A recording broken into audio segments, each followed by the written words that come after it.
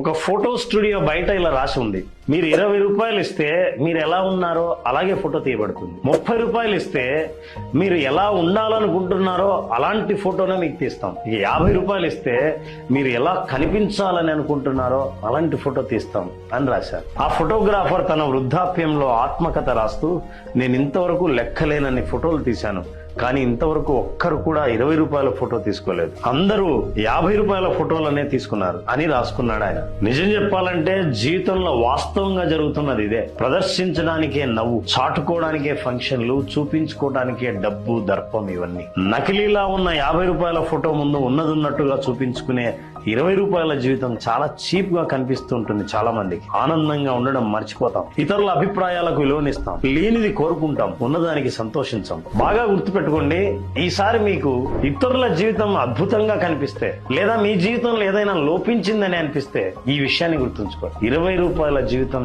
చాలా సింపుల్ గా ఉంటుంది, కానీ ఒరిజినల్ గా ఉంటుంది. 50 రూపాయల జీవితం తలతలలాడుతూ ఉంటుంది, కానీ వాస్తవం అది కాదు. మీరేమంటారు?